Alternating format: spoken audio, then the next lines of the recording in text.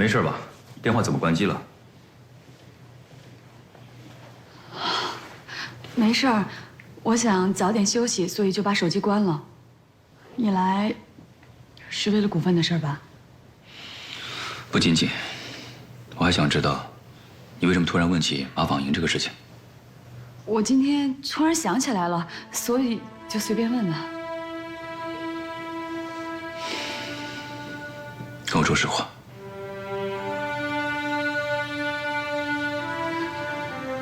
浩强，文凭的上司段副局长知道他把马纺营规划这个消息透露给你了，所以他要举报文凭。我不想让文凭坐牢，股份我不能转让给你了。怎么可能呢？马纺营规划的消息不是文凭告诉我的，是陆哥从一个朋友那得到的。你说什么？你被骗了，文凭什么都没跟我说过，他怎么可能会坐牢呢？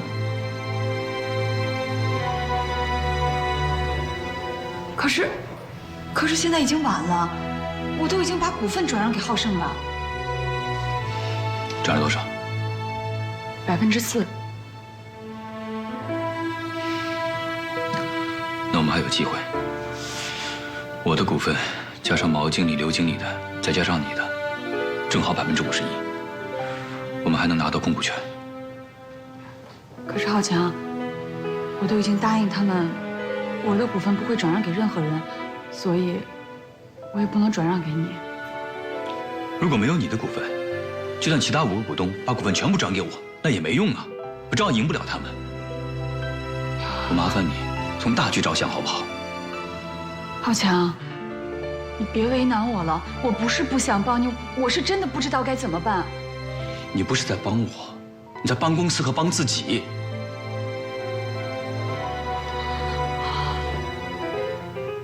你让我再想一想吧，我有点累了，我想先休息了。对不起。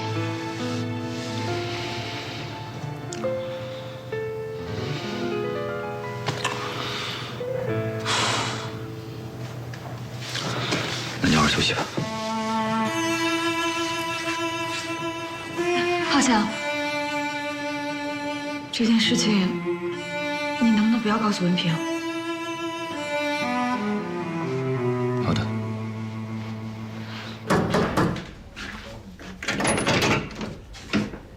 回来啦。小毛，我们来看你来了。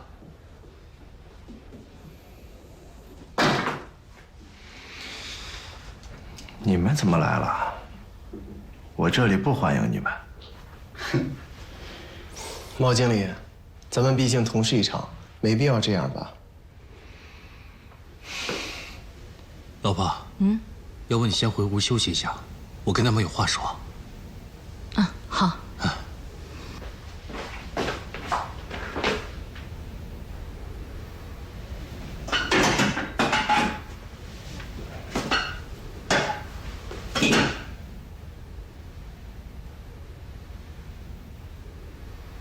毛经理，我刚才听嫂子说，这房子是租的。小毛，太不像话了！你做销售部经理也不少时间了，怎么还不给家人买房啊？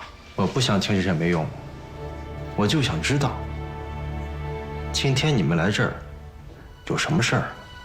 毛经理，日子过得这么艰苦，干嘛不早告诉我啊？还有，嫂子想让女儿上实验中学，可上不了，因为没有北京户口，也没有房子，是吧？沈浩生，你们今天来是不是打我股份的主意啊？如果是的话，我劝你还是死了这条心吧。这股份是你哥给我的，我将来还会还给你哥。你可以做出不仁不义的事情，我毛春波做不到。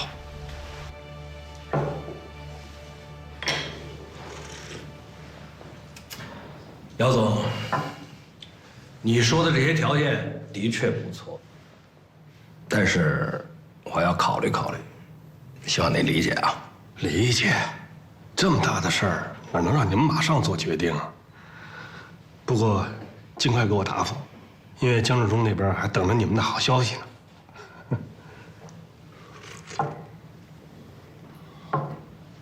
江志忠真的说过，只要华龙入主邦力集团成功，还会给我们股份。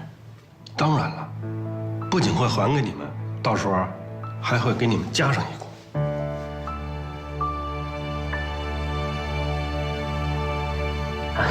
来，喝茶，喝来。以您的条件和权利，完全可以摆脱现在的困境。为什么要受委屈呢？难道你就忍心让嫂子跟着你一起吃苦，让你女儿跟着你受罪吗？这是我的事情，不用你们管。还有什么事儿啊？没有事儿的话，请便吧。您知道这1%的股换成钱是多少吗？不仅可以解决你所有的困难，还让你富富有余。你这么高风亮节，别人不会说你的好，反而还会在背地里边说你傻。这么做值吗？人活一张脸，树活一张皮。像你这种不仁不义、不要脸的事情，我不敢苟同。小毛，哎，你年纪轻轻的，怎么那么喜欢唱高调呢？你马哥，我这一辈子见过唱高调的人，那是不计其数。咱们直话直说啊，股份这个事儿，你把它搞定了，职务完全不变，你的工资至少是现在的2倍。马少良，我也告诉你，别以为所有人都跟你一样，为了钱可以六亲不认。我毛春波做不到。哎，毛经理，话不能这么说吧？我们是过来给您送钱的，您别这么不识抬举啊！对于你们这种人，没必要客气。两位，请，请。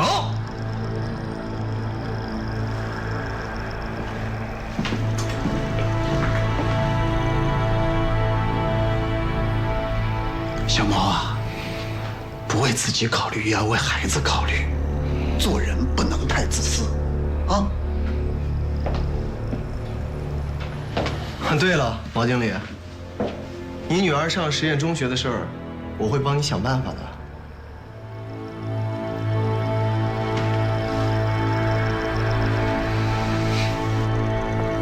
等一下。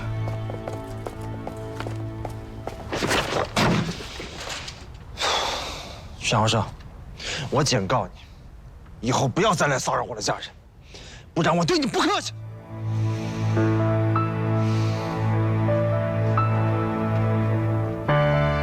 这个傻蛋！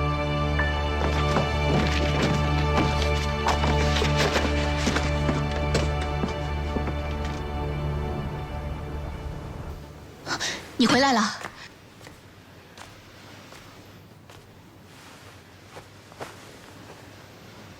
见着小慧了吗？谈得怎么样？小慧和江启豪生签了一份协议，答应再转4%的股份给他们。啊！天哪，我最担心的事情还是发生了。可是小慧为什么突然做这样的决定呢？他是为了保护文平，逼不得已才这么做的。我能理解。他想想我该怎么办呢？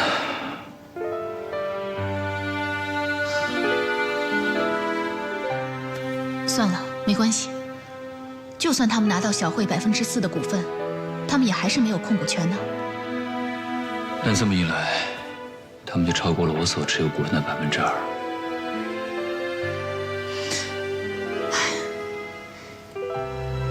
实在不行，把毛经理和刘经理的股份回购回来。这样华龙公司跟我们的股份就能持平了。我白天才答应过他们，绝不回购他们的股份。这不是出尔反尔吗？现在是非常时期嘛，我想他们能够理解。你要实在不好开口，这个事情交给我，我来处理，好不好？